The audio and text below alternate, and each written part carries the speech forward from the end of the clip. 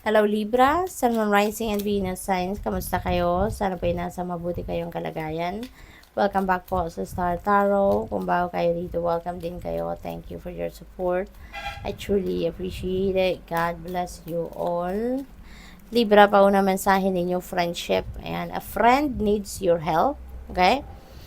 Your kindness and excellent counseling skills will put them back on track. Ayan. So, siguro kayo yung laging nag-a-advise dito sa taong ito. Maybe kayo yung takbuhan niya when this person needs some help, when this person needs someone to talk to, 'di ba? Maaring kayo yung takbuhan, no? At ngayon, maaring kailangan niya kayo, no? Kailangan niya yung counseling skills niyo sa ngayon. Kailangan na niya yung advice niyo sa ngayon. An excellent time to start an exercise program or diet. Ayan, Libra. Self-care. Napakaganda. Na reminder ito para sa inyo. Kasi panahon na para mag-self-care kayo. Start an exercise program or diet. Okay? Many new friendships are on the horizon. Ayan. So, maraming bagong kaibigan kayo na maaaring maano ngayon, makilala sa ngayon, ano, maaring may mga bagong kaibigan kayo na nadadating, no, sa buhay ninyo at this time. Manifestations, a bountiful time awaits you. Okay? So, napakaganda kasi panahon ito ng kasaganaan, no? This is a time for um, bounty, plenty, abundance, and prosperity. You know, your wishes also could manifest right before your eyes. So, napakaganda. Kasi kung ano man ang mga wish ninyo or wishes ninyo, maaaring yan ay mag-come to fruition na sa ngayon. No? Wishes are coming true sa ngayon, Libra. Kaya, exciting ito. Makukuha mo na kung ano yung mga gusto ninyo.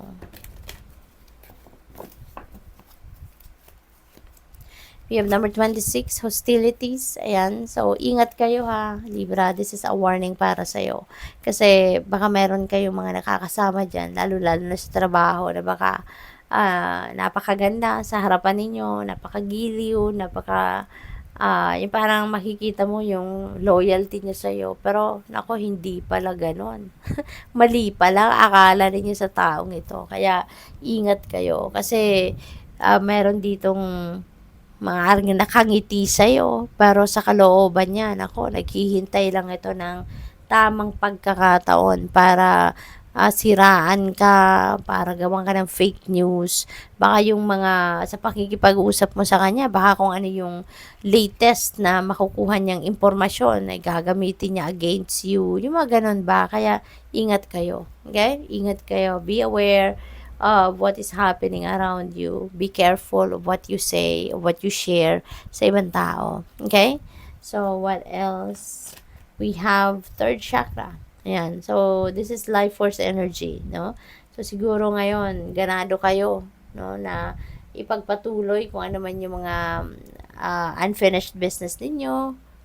Maaring meron kayong mga projects in the past na naputol, no? Hindi ninyo natapos, hindi ninyo na-accomplish kasi baka na-distract kayo or baka nagkaroon ng interruptions, no? Kaya ngayon, maaaring ipagpapatuloy mo na yan, you are going to continue where you left off, kumbaga. So, eto, magiging ganado kayo, magiging excited kayo about this. We have Angel of Strength.